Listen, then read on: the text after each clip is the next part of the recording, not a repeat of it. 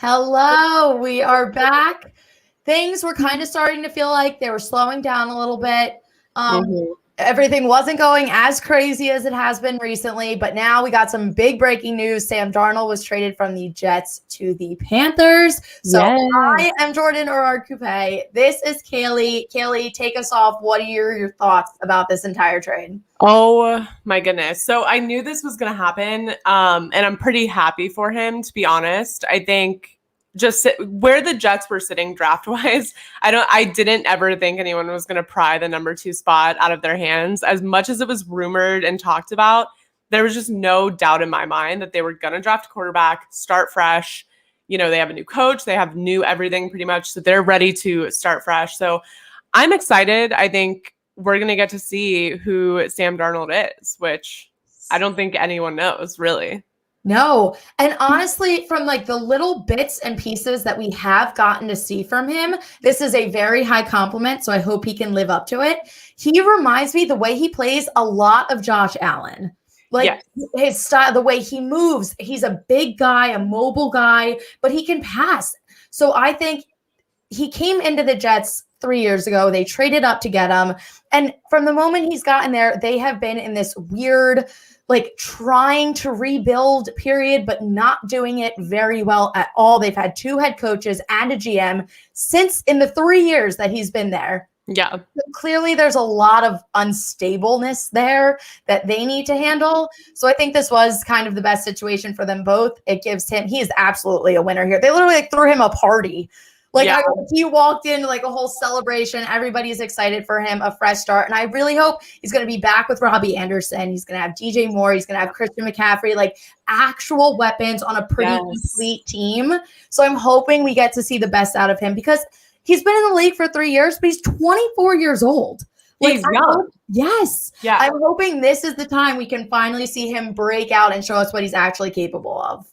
Yeah, I'm excited for him. And I think this was the best possible way to handle this situation. And it gives me a lot of hope for where the Jets are culture-wise and organizationally, because when you look at all of the comments made by Joe Douglas and Robert Saleh, like they had really amazing things to say about him. They thanked him for being so professional throughout his time in New York. They really just sent all of these kudos his way, which is a really great way for him to start. I think it really truly was, we want a fresh start. We want Sam to have a fresh start, and we're going to send him somewhere that, is going to maybe be best case scenario for him. And I really think Carolina will be that, and we'll dive into that a little bit. But yeah, I am excited for him. I think this is a really good way to kind of start fresh. Maybe it's, the Ryan Tannehill effect all over again. Literally. We don't know, but I'm excited. And I think it all, they said it comes down to draft position and finance. It makes sense financially for them to trade him. It makes sense draft wise. They're not giving up that number 2 spot. So why not let him go somewhere and figure out, who he is, get in a new scheme, a new system. And, you saw how Robbie Anderson really thrived after leaving that Adam Gase situation in New York. And that's not to say anything negative about the Jets, because I think they have remedied those situations a lot. But I'm hoping Sam Darnold gets the same kind of boost coming out of that system and into a system with arguably the best play calling in the NFL, which, and that's a big statement, but I think it's, an earned statement over what we've seen, recently. No, absolutely. And Carolina played this brilliantly. If Sam Darnold can come out the way we want him to, the way a lot of people are expecting him to, that sets them up beautifully. And they gave up next to nothing to really get him. And like you said, with Robbie Anderson, this just seems like he's going to be comfortable. It seems like a great organization for him to just get into. They're already there. And Teddy Bridgewater, I don't want to knock him at all because he came in and he did absolutely fine for them. Like, I'm not going to knock him. He had 20 touchdowns last season. He did completely fine, but you could just tell that this was not going to be their long-term guy. And I do hope that he can find himself on a team where he can kind of get that. But it just wasn't working there for him. And they were in a position, they got a new head coach. Like, they want to rebuild a team and they want someone they can completely continue to build around. So I think this works out great for them. The Jets, I don't know if they got as much as they wanted, but with their draft position this year, with everything looking the way it's going to, I honestly think it's perfect for them, part ways. And now they have Soleil, who seems, and we'll get into all this a little bit more later, but just a great guy that can really help this organization. So overall, I thought this trade was awesome. I'm super excited about it.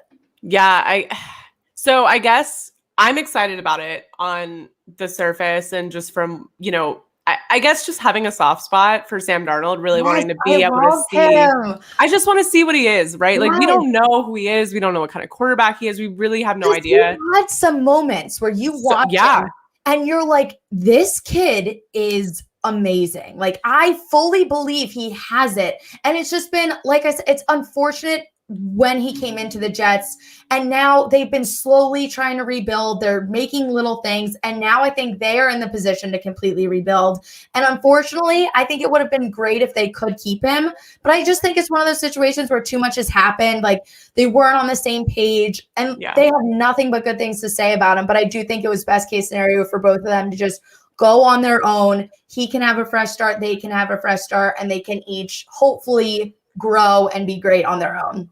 Yeah. So I guess let's dive deeper into this, because this league is not all flowers and rainbows, unfortunately. And as much as a great story as this could be, I do want to kind of explore what the Panthers' mindset is right now. And I think it's a fair question to be asked, because obviously Sam Darnold is in the last year of his rookie contract. So this is where you have the option to pick up his fifth year, right? And all signs point to they're planning to do that. Yeah. And when you think about what they gave up, right? So they gave up a 6th round this year and then a 2nd and 4th for next year. So you're giving up 2 future draft picks. So you must feel pretty confident about where you're going to be in 2022.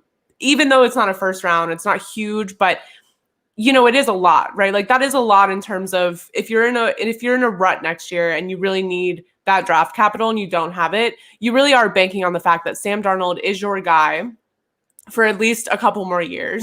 And you really believe in him to be around in 2022 and to take your franchise where you want it to be. Now, they were also in conversations with, for Matthew Stafford, they were in the Deshaun Watson conversation. Yeah. Obviously that's kind of been stalled now, but they've been talking to any quarterback that's been available that, is a big name or someone who could come in and make an impact. They've been in that conversation, and they were not the only ones talking to the Jets about Sam Darnold. But is this an upgrade? I mean, and like, let's be, brutally honest here about where they were with Teddy Bridgewater based on what we've seen. And I have all the hope in the world for Sam Darnold, but based on what we've seen, how much of an upgrade do you feel Sam Darnold is over Teddy Bridgewater heading into 2021? So I think I have to kind of like separate myself here, because I think I have to take away like my hope, because my initial reaction is like, this is such an upgrade. This is going to be amazing. But we do kind of have to look at the actual facts on paper here.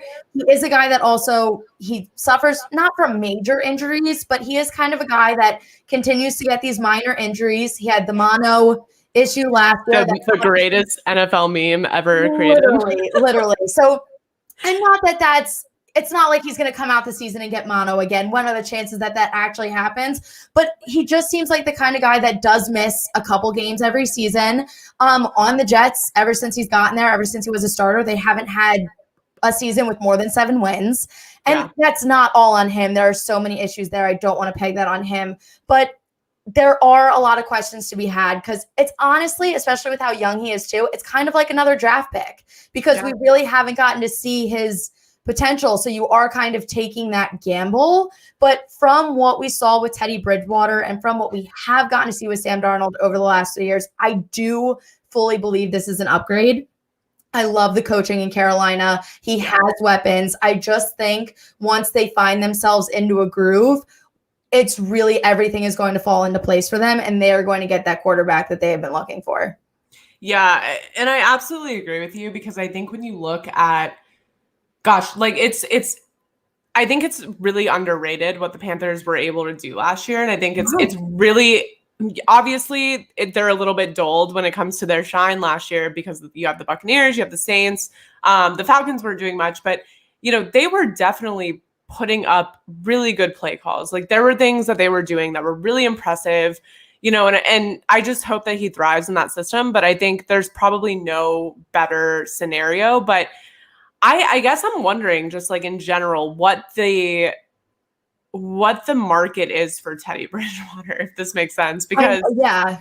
And at this point, I think there is still a chance, unfortunately, and I don't want this for him, but I think there is still a chance that he remains on this roster as a backup, which for the Panthers, I think is best case scenario if they can make that happen, because God forbid any issues with Sam, Teddy Bridgewater already knows the system. Like that way they can kind of play it and see.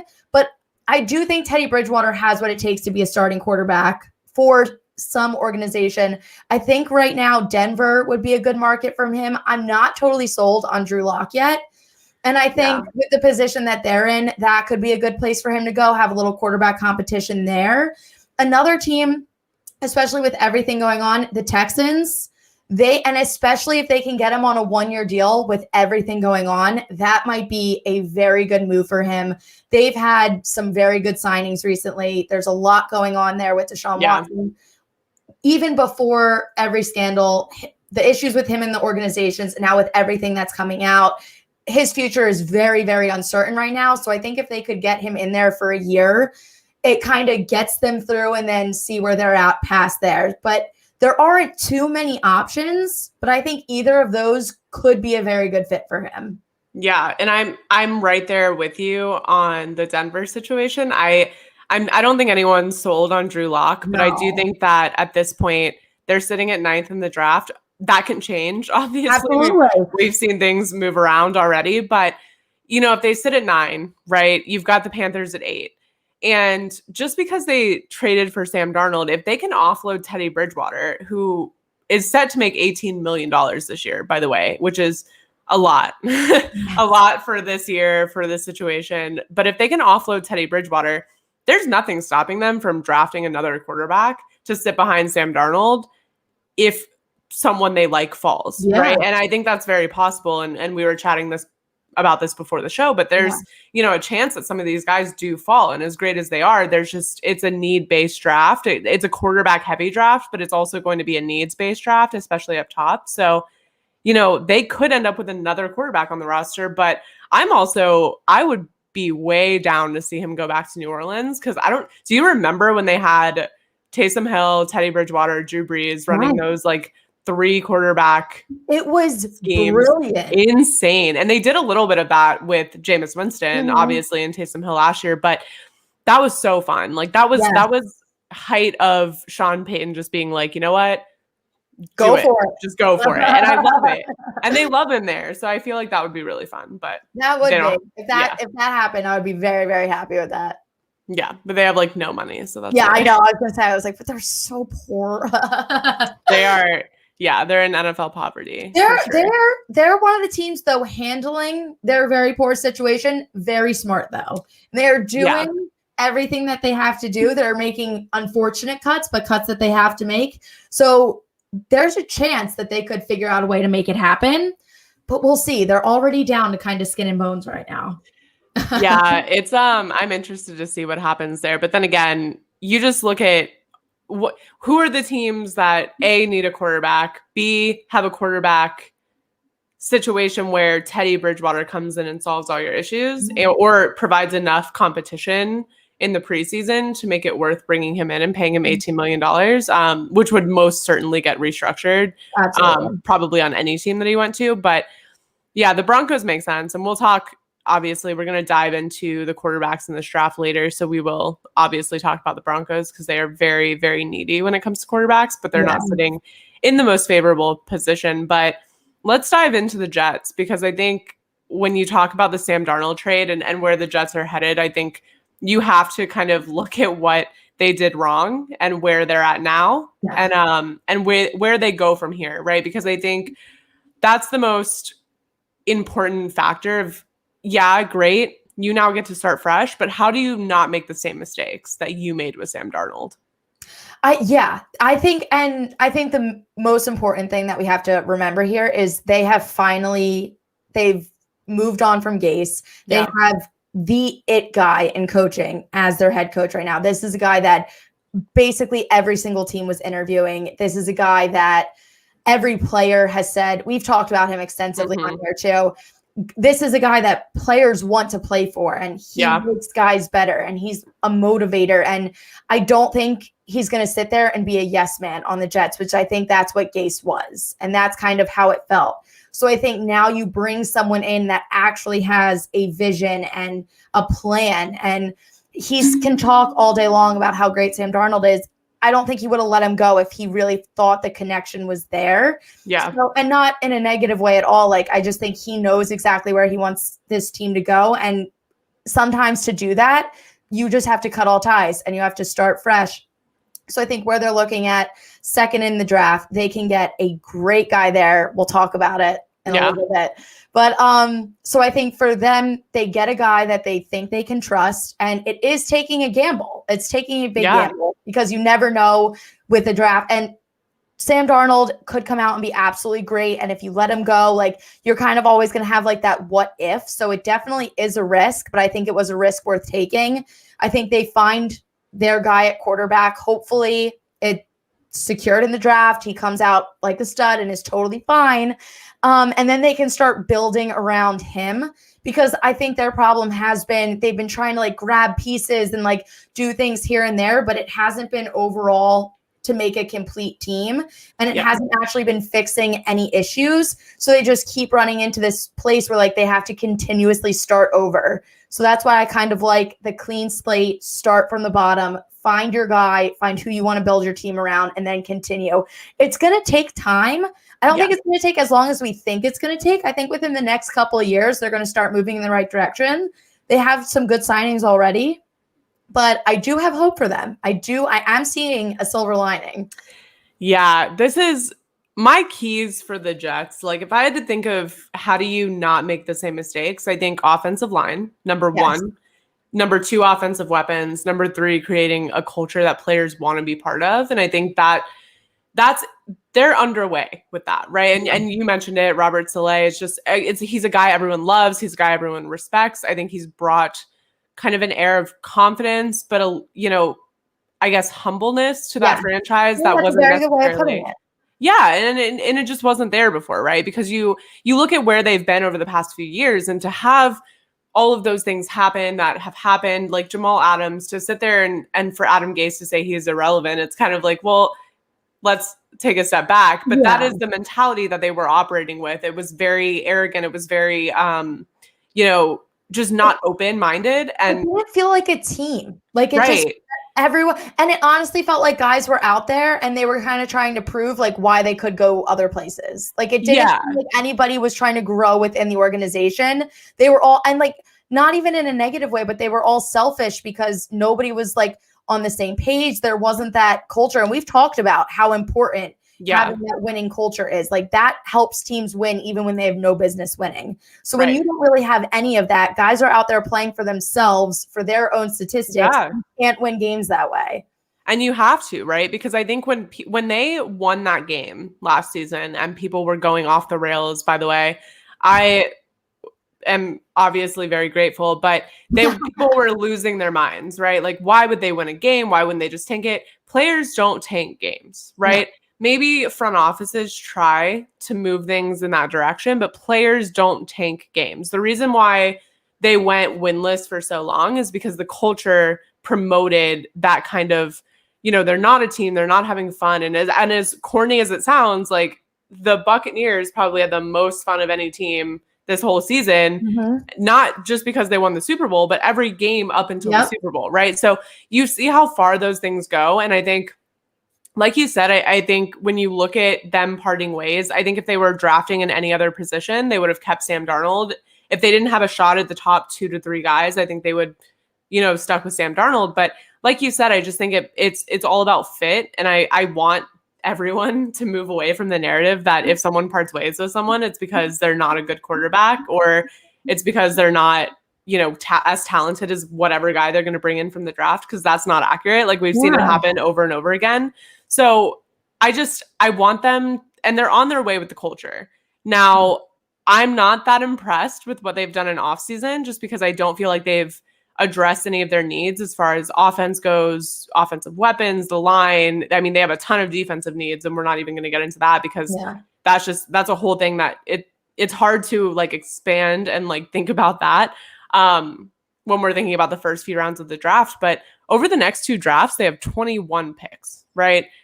That's insane. And 10 of them are in the first 3 rounds. So they have the resources to make this happen. But I get like, if you're the Jets, I mean, what you get your quarterback, and what's like the number one thing you're going for at number 23 or whatever their second first round pick is? I think especially it's all going to go down to also who's left. Because I do think this is a draft that is going to go in a multitude of different ways. I feel like I feel like last season and even heading up to before the Miami San Francisco Eagles trade, I had like a general feeling of what was going to happen. And now I feel like I'm going to sit there and have no idea.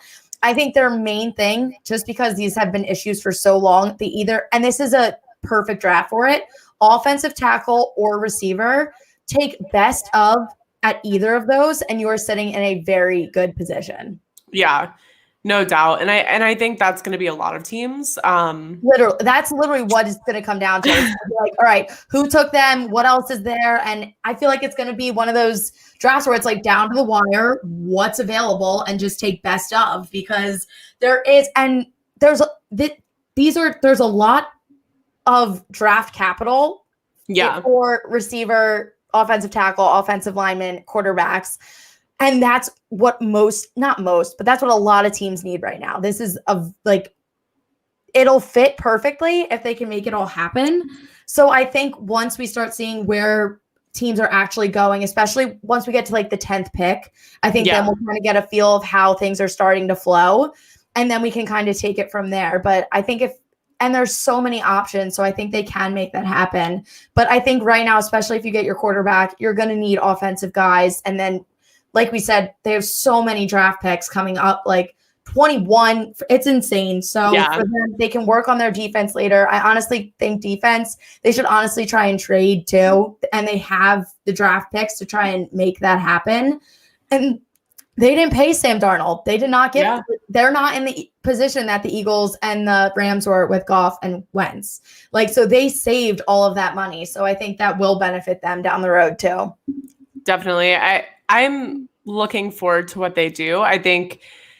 I just want them to make moves. It's hard to have a reaction and have a feeling or a prediction based on what they've done so far, because it makes me a little nervous, right? When you look at their offensive lines, the same 5 starting guys, the interior is the same. Your offensive weapons are the same. You have no top guys in your running back position, your tight end position, really your wide receiver position, if we're being honest. And it's a weird place to be, because it is like, you have so much hope for them, but on paper, I'm like, do something. It's like the meme with the stick, and it's like, do something. Like, I need them to do something. Make a move. Do you think that's because they were waiting to see like who their quarterback was going to be? Like, do you think they didn't want to make any moves until they kind of got that figured out?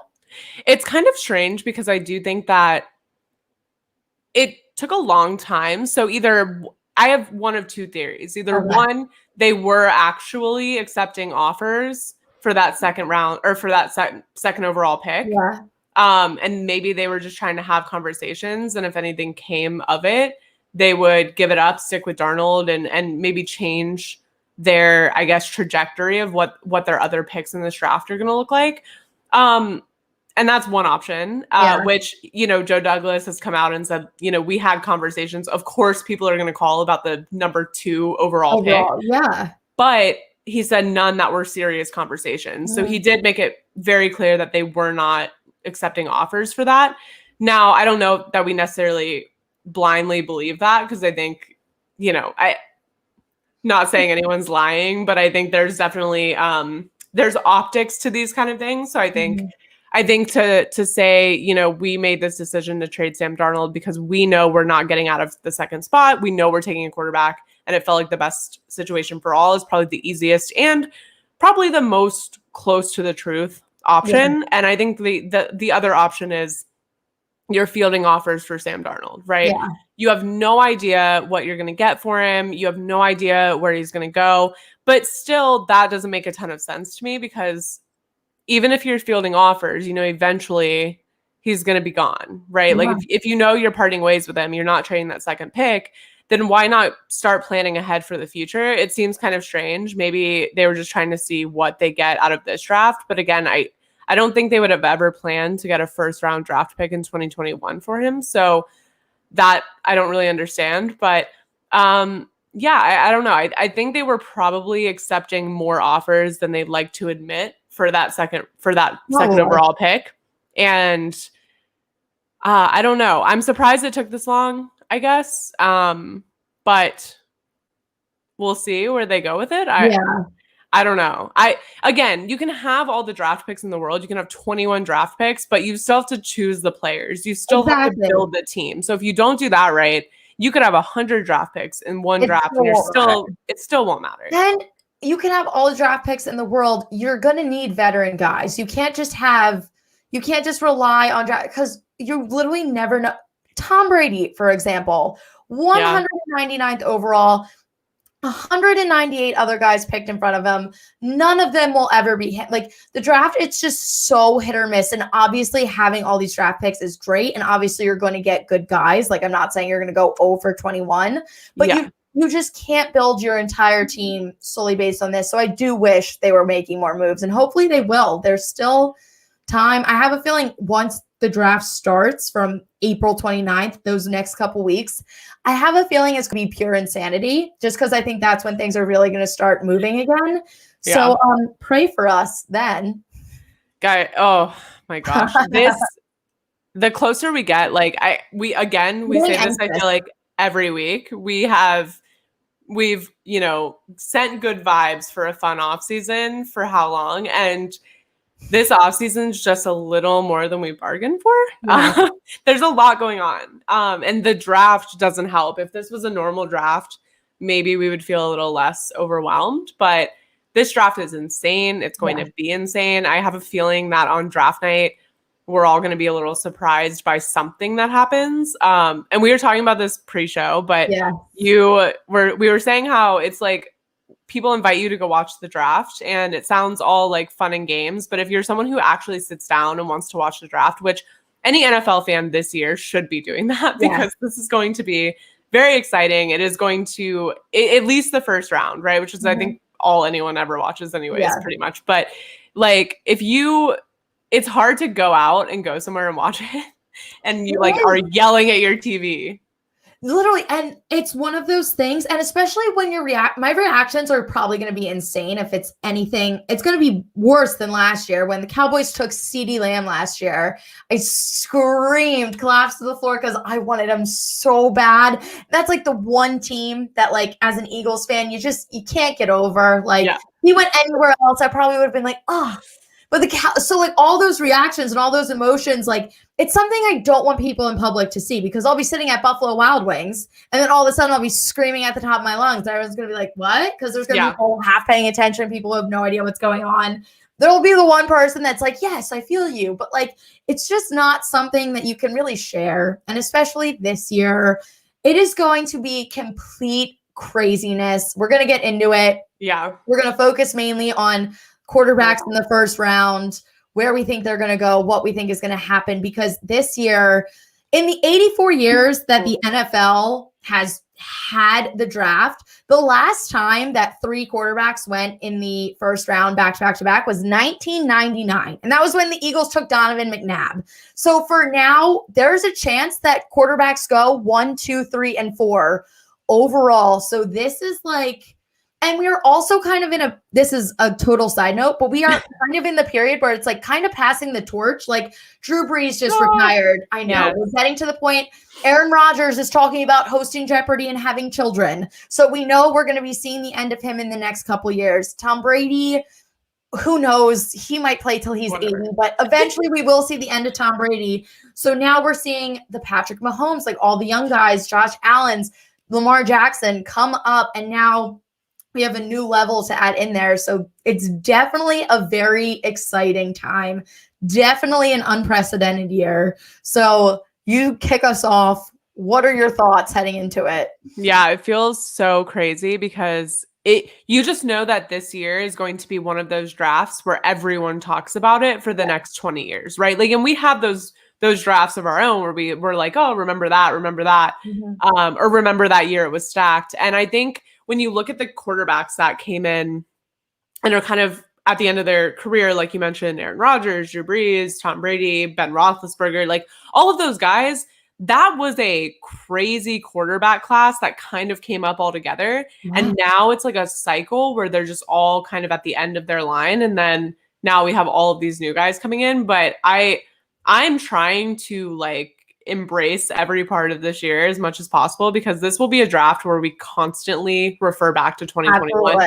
And it could be for good, for bad, for anything, right? It could be, mistakes. It could be like we'll never have a draft class that great again. It could be a million reasons, but we will be talking about it. The league itself is just changing. We had a super weird year in 2020, and then now, like, literally the league, it's like we added an extra game. There's one less. Like, there are so many changes happening. So I think that piled on top of all of this just adds to it. It makes it like that much crazier. I'm excited. Well, we can kick it off. We'll go through kind of the first round quarterbacks, top quarterbacks. Obviously there's 5 really in this conversation, and there's a few that could go first round and could also not go until late in the second round. There's a lot of unknowns here, but the one thing that's not unknown is number 1. You have to take this one away. Oh my gosh. I have anxiety talking about this because I have had legitimate dreams that I've been sitting watching the draft and they've taken someone else other than Trevor Lawrence at number 1. And it can't happen, right? Because you look at him, and it's wild to look at these 5 guys, because when you look at these 5 guys in terms of overall college quarterbacks throughout history, throughout the past decade, the past 5 years, they all look great. He just looks significantly better than the other 4, which is kind of crazy because he's on another level.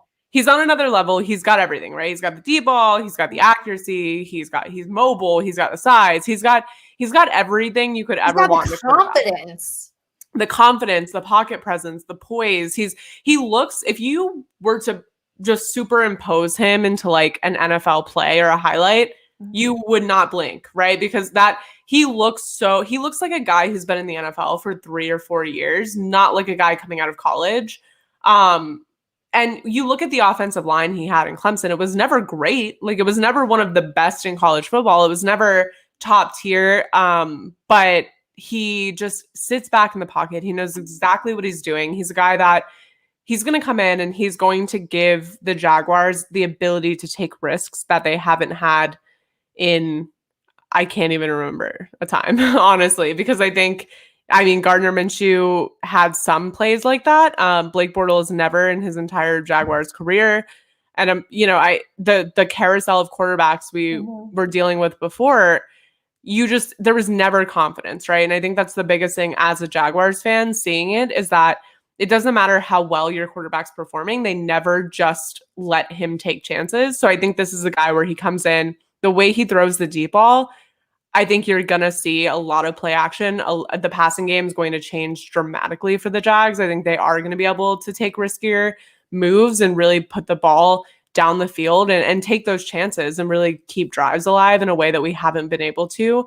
And he's a lot like Joe Burrow, right? Like, and not in the way that he plays, not technically, but in the way that he has like that drive to never let a play die, right? Like, he'll do anything to make something out of nothing.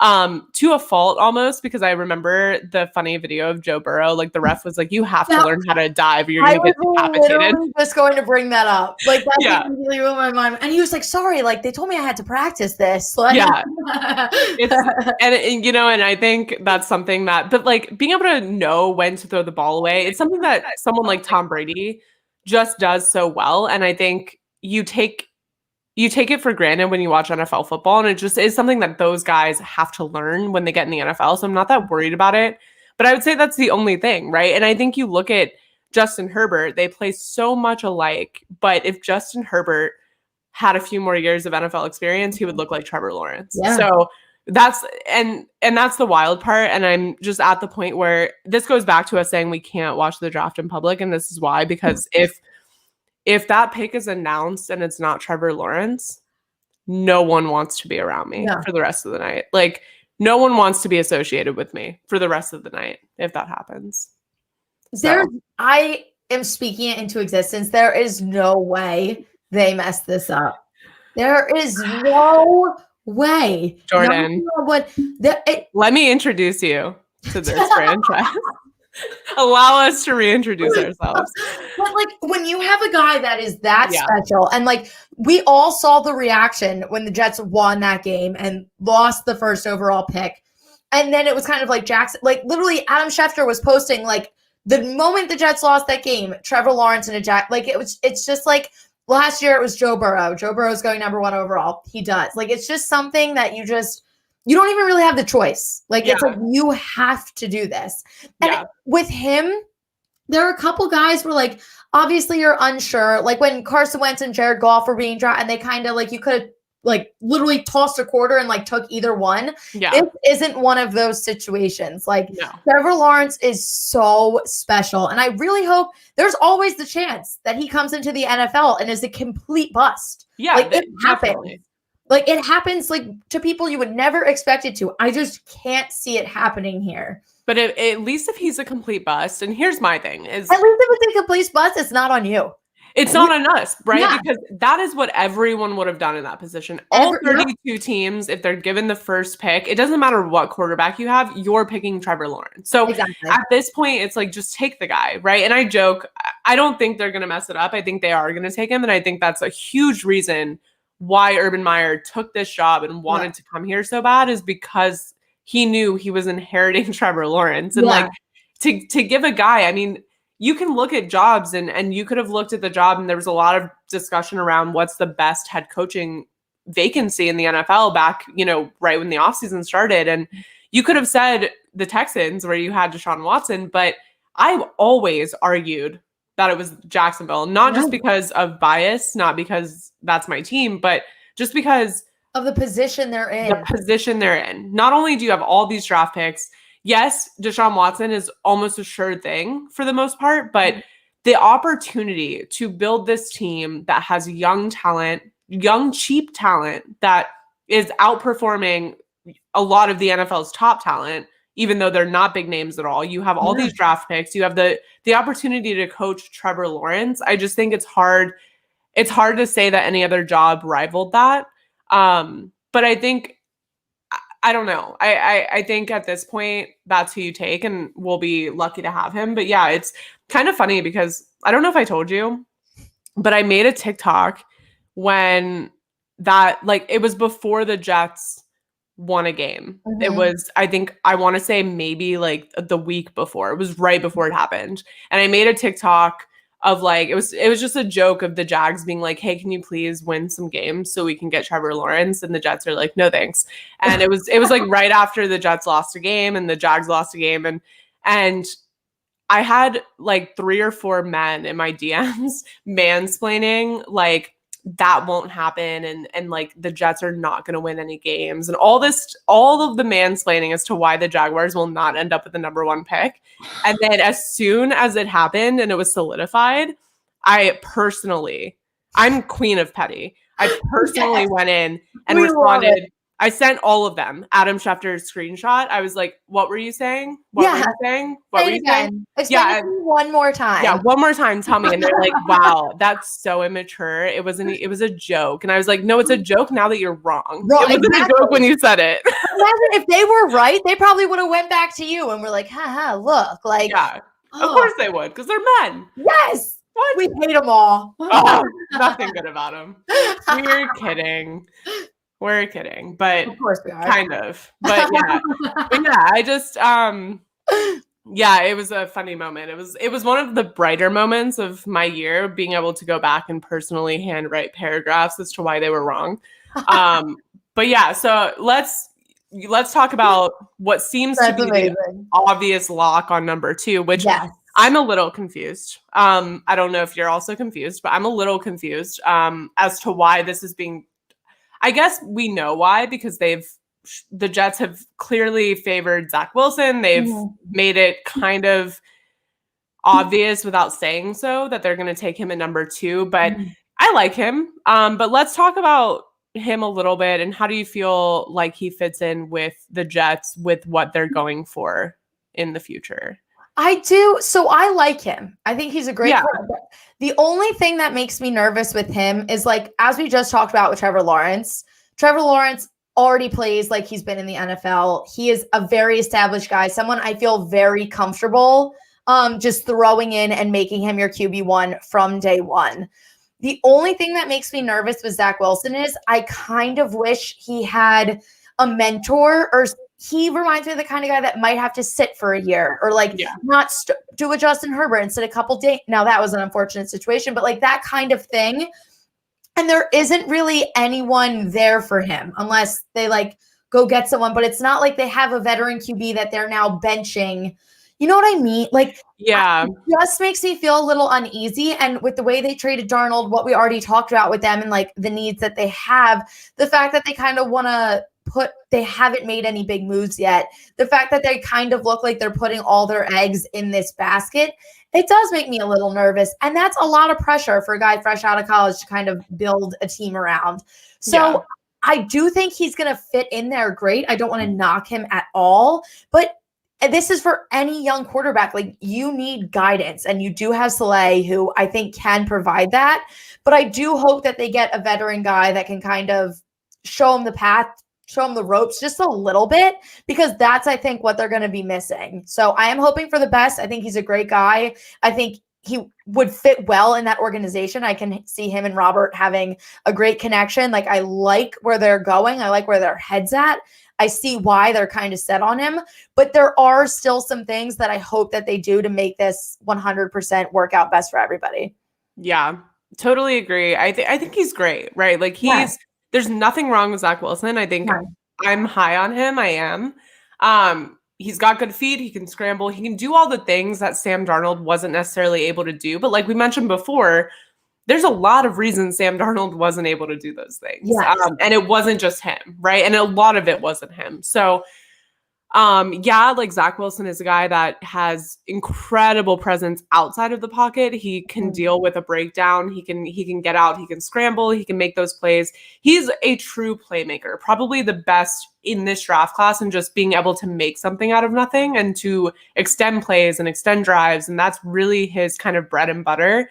And I think that's what puts him above the other 3 guys in this position at number 2. But gosh, it's hard to look at a guy like Justin Fields and say that's not the number 2 exactly guy. And I'm struggling internally with that. Yeah, no, and he's someone, whoever gets him, and we'll break it down a little bit, whoever gets Justin Fields is going to be so lucky, because I think with Trevor Lawrence, there's so much. Eagles were trying to trade up for Zach. Like, there's a lot of hype around Zach Wilson. So I feel like if this was any other draft and there wasn't as much quarterback competition right now, Justin Fields would be that guy. And I think he is going to, I feel like he's going to be one of those like sleepers, kind of like Justin Herbert was. Like, and obviously Joe Burrow was doing absolutely fine with what he had until the injury. Like, I'm not knocking him in the slightest. I was very impressed with what I saw from him.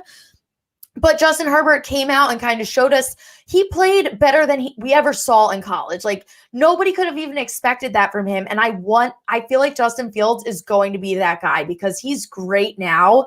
And I just think he is going to break out. He seems like one of those guys that's going to come into the league and be comfortable and be able to be absolutely incredible. So it is kind of weird that and with the way it's looking with a lot of the mock drafts that I've been looking at, and it was so unfortunate when the whole trade happened, because I've been studying all these mock drafts for months, and like it all got flushed away, and I was like so frustrated. And a lot of the things I'm seeing is it's going to be Trevor Lawrence, Zach Wilson, Trey Lance to the 49ers. They have a lot. I've seen some where they take Justin Fields. I've seen some where they don't even take a quarterback. So it's just so weird how all of this is getting broken down. Yeah, and this is okay. So let's use this transition, because the 49ers, perfect segue.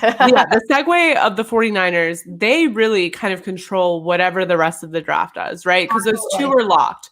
So I think they know that, and I think it's weird that I would assume they're taking a quarterback. And I'm just going to say that because what motive do you have to push that hard and give up that much to get to number 3 in a quarterback heavy draft where if you're not at 3, you're not getting one of these top guys. Exactly. So what purpose do you have to do that if you're not taking quarterback? I feel like I'm yelling at them, even though they haven't even done anything yet. These are just mock drafts, but it makes no sense to me not to take a quarterback. And I'll throw in make a move. And especially if you're unsure about Jimmy, you don't go this far out of your way to take any guy but a quarterback.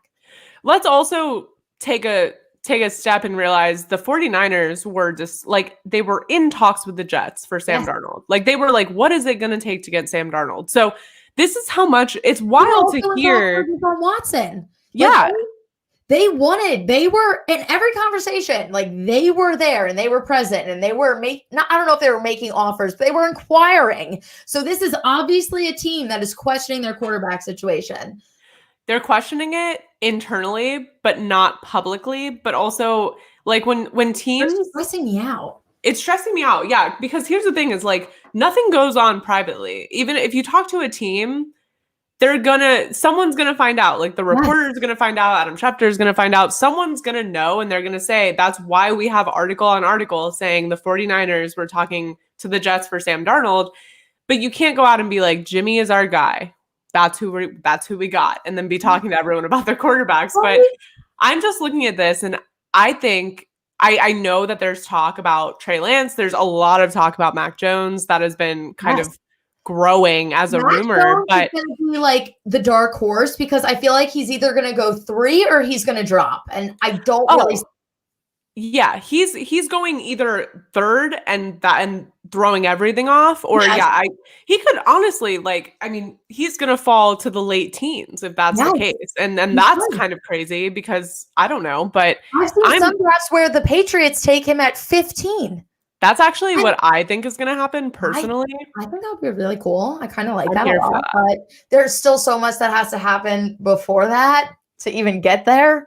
Yeah, I'm here for Justin Fields going at 3. I get the appeal for the 49ers with Mac Jones, but Justin Fields is just more NFL ready. I think he's a guy that, he threw already for his pro day. He's going to be throwing again on the 14th for the 49ers specifically because the day that Mac Jones had his pro day, they were there, right? So now he's having his own throwing. I don't know if the 49ers will be the only team there. I highly doubt it, but there will be teams there, including the 49ers, to watch him throw again on the 14th. So that makes me a little more calm about their decision-making because I think when you look, it would be hard to not take Justin Fields at 3. I think you've given up so much, and I think this is the right guy to go with. And I think when you look at what Kyle Shanahan does, he makes very quarterback-friendly offenses. He really helps develop those quarterbacks. If he can sit behind Jimmy Garoppolo, like they're in a win now mentality. Yeah. But if they bring in a guy like Justin Fields to sit behind Jimmy Garoppolo, or if Justin Fields wins the starting job coming out of offseason, either way. But yeah, yes, let's go Trevor Lawrence. Pumped. But yeah, I just think I think it's crazy to not take Justin Fields here. I don't know. I think you gave up so much. You look at what they gave up for that pick. That's the best guy available. That's going to be the best guy available unless he goes at number 2, which could still potentially happen. Oh my God. I can't even handle thinking about that right now. But I feel like I'm not going to breathe until like pick 6. Like I'm just not even pick 6 because I'll be sitting there and I'll be like, the Eagles should be here. So like I just feel like this entire draft I'm going to be sitting on the edge of my seat. It's going to be crazy. It's wild. But I would love to see him go to San Francisco, play under Shanahan. I want to see him throw to Deebo Samuel. I want to see him throw to George Kittle. They've got guys there, right? Like this team is ready. Like we've talked about it. If he has to sit behind Jimmy Garoppolo, cool. They made it to the Super Bowl with Jimmy Garoppolo. Like this exact team has been to the Super Bowl. So it's not like this is no loss to them, right? To keep Jimmy G, have a guy come in like Justin Fields and sit behind him. And if he wins the job, he wins the job. But come on, like this is a chance to develop long-term success. This is a chance to set yourself up, not just to win now, but to win 2 years, 3 years, 4 years down the line. and give yourself a shot at being a contender past this year, because this team is not going to be together forever. But having a guy like Justin Fields come up under Jimmy Garoppolo, yes.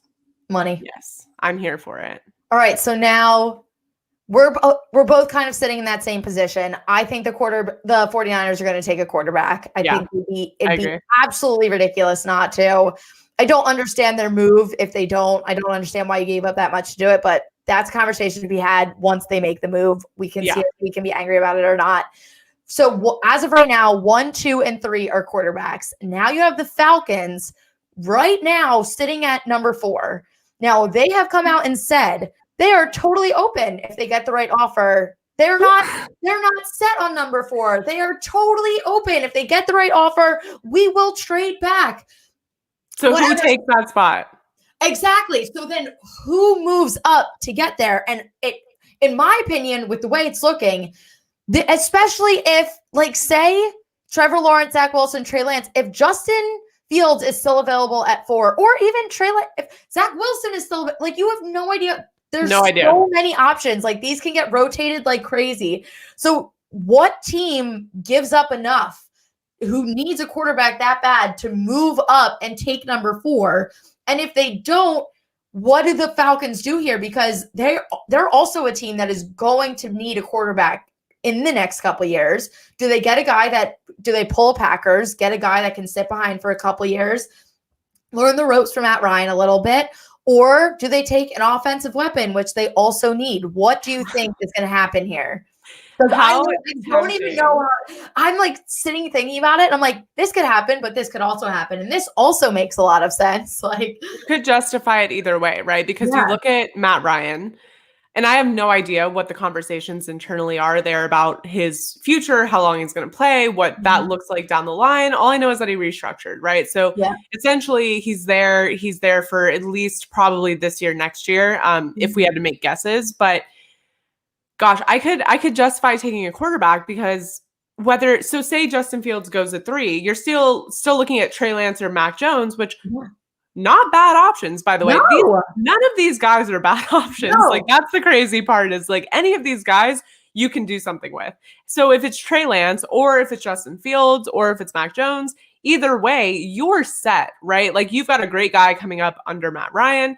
And at the very least, if it doesn't work out, now you've got a trade capital piece that you can move around, right? So my thing is that, how tempting is it to look at Kyle Pitts I know, and not pick him when you're in the position of the Falcons?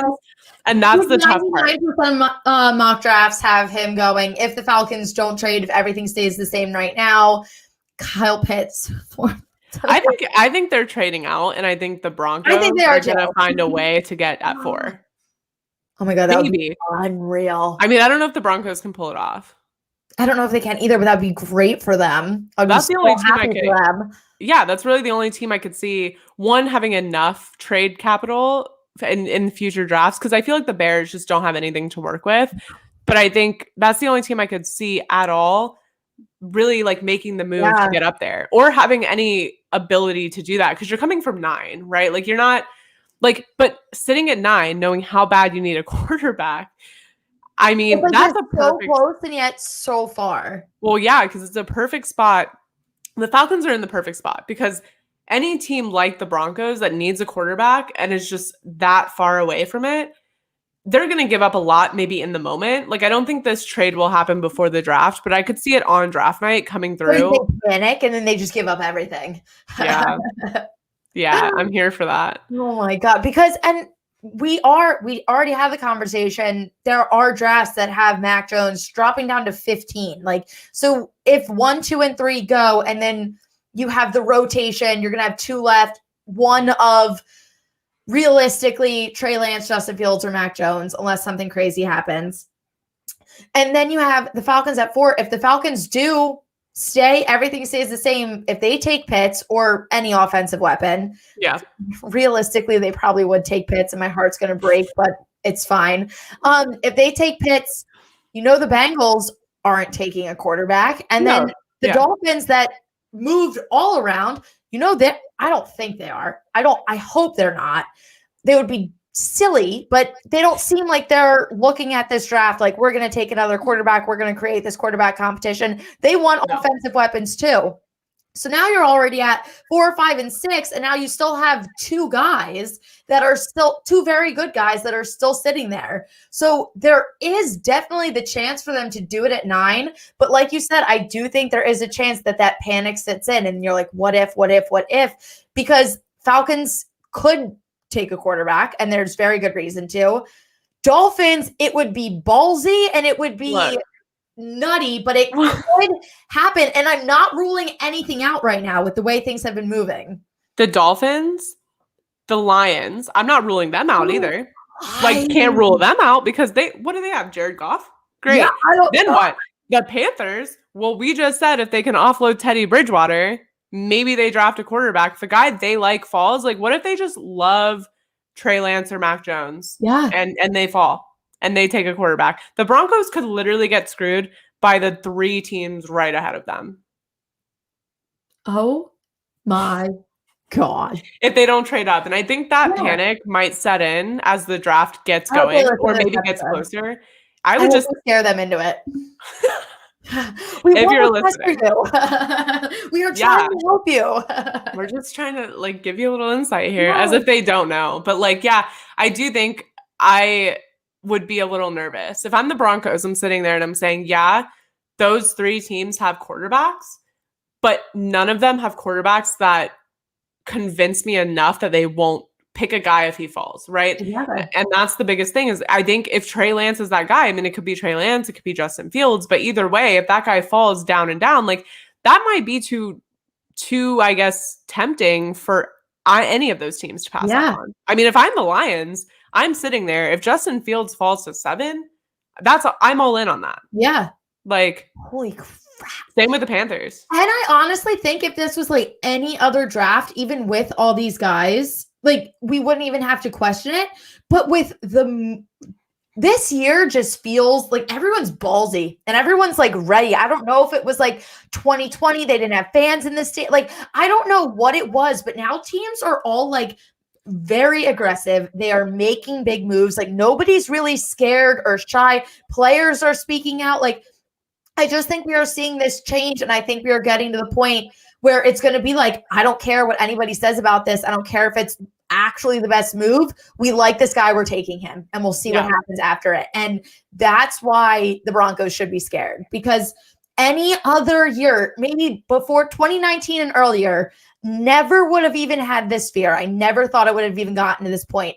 But with the way everything is looking, with the way teams are talking, with the conversations being had, we have to be afraid of the 2021 draft. We have no idea what is about to unfold on April 29th. We have no idea. Here's the thing is I've never, like I said, I'm nervous, but personally, I've never felt so calm because I know exactly what my team's going to do. But for every other fan base, I mean, I'm looking at this list and honestly there's a handful where it's whatever, it literally doesn't matter what the Bucks do. It literally doesn't matter what the Chiefs do, really, the Bills, but every other team, especially in the top 10,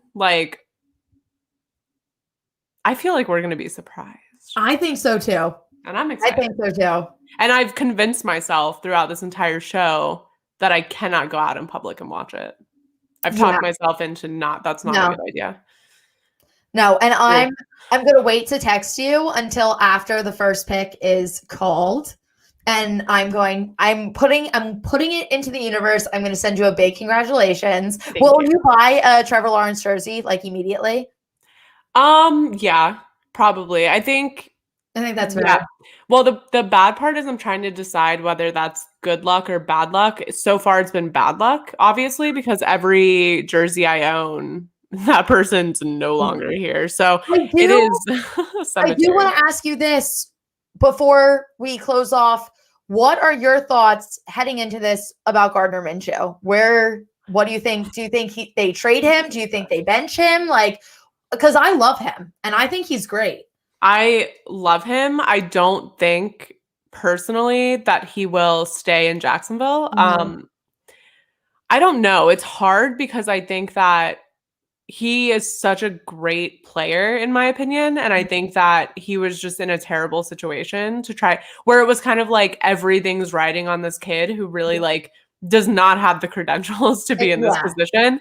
And that doesn't mean he's not great, because I do think he's great. And I think he's going to be better than most backups on these teams. But I don't think, like, just based on what I'm seeing from him on social and the Jags, and like, it doesn't necessarily seem like they're promoting him that much. It doesn't really seem like, which I get it. Like, if you have the number 1 pick, you're getting Trevor Lawrence. Like, you probably want to like keep that ball rolling and get people excited for Trevor Lawrence. But it doesn't seem like they're communicating that well. Yeah. It doesn't seem like he's part of their plans. I know that there are like people talking about like, who do they bring in as far as a backup quarterback. I'm pretty sure they signed a quarterback who, I mean, I have no idea what their plans are as far as like second, third, but it is, I want him to go somewhere and be successful. Yeah. Because I do love him. I think as like a locker room presence, as a leader, as like, so as a face for a city, like fantastic. Yes. Also, he's become a Florida man so quickly. Literally. The mullet, the happens so fast. The cut off, the jorts. I literally love his entire vibe. I love everything about him. I fell in love with him so quickly. I remember I was working at NFL Films and all of it, and I was like cutting footage of him, and I was like, this man is just amazing. Like fantastic. His presence, like exquisite. Absolutely exquisite. Yeah, 10 out of 10. 10 out of 10 for the style. I mean, you got to think back to like some of those pregame, like those walk-in outfits. Can't be beaten. Unbelievable. No. Unbelievable. Top tier. He should be a QB1 for that purpose alone. Cam Newton has nothing on him. Cam Newton's got nothing on Gardner Minshew. Nothing. We need to have a style off between the two of them, because that would be something to see. Can we get Gardner Minshew on the show? Yes. He's your big fan. We should try. We should try. Why not? What do we have to do? We'll clip this, post it on Twitter, and just add him and be like, hey. How many retweets? How many retweets? Yes. I wish the best for him. So do I. Yeah. We'll try to get him on the show. Yeah. We got to get some guests. We're going to have guests. Don't worry. Yeah. We will. But so excited. So many big things happening. Big things. Any final thoughts before we get out of here? No, I just think it's going to be a long couple weeks before the draft. We're going to continue a lot of draft talk leading up to it. We're going to kind of break down all the major positions, the big names. Today we were focusing on quarterbacks, but we will get to everything and get us all kind of prepared for this whirlwind that we are about to experience on April 29th. Oof. Let's go. So close and yet so far. Let's go. I know it is far, but look, the time is flying by. Yes. We're a week into April, people. A week. I thought April Fool's literally felt like it was yesterday because everyone was talking about it. And I was like, are we still doing this as adults? I hated April Fool's Day. Twitter. I'm so gullible. Everything I saw, I really thought George Kittle was going to the Jaguars. Yes. And I was like, what? And then I was like, oh my God, it's April Fool's Day. Russell Wilson to the Bears. Like everything. I get like Howie Roseman fired. I saw all these things, and it literally, I had to be like, take a step back. It's April Fool's Day. Don't believe anything you read. Yeah, like relax. But I saw the George Kittle thing, and I was like, my heart exploded for a second. I was like, I have never been this happy. And then I was like, you know what? April Fool's Day is now officially my least favorite day of the year. No, I hate it. Can we ban it? Let's get it banned. Please. Like, let's ban that, and let's ban freaking changing the times and like falling back and springing forward. I'm tired of it. I'm tired of it. We really do have so many big plans coming up. We're going to get a lot accomplished. People thought that there were like guest topics on episodes. No, we're canceling April Fool's Day. We're going into the government and we're signing bills. Okay. We're getting bills signed. I have no idea how the government works, obviously. We're getting bills. Amazing. All right, let's get out of here before we start running for president or something. Let's do it. Thank you guys for tuning in. Follow us on Instagram at Onside Chicks, Twitter, Onside Chicks Pod, Twitch, YouTube, all the places. Subscribe on Apple and Spotify. Leave a nice review, and we will catch you guys next Wednesday. Bye. Bye. I gotta find the outro video.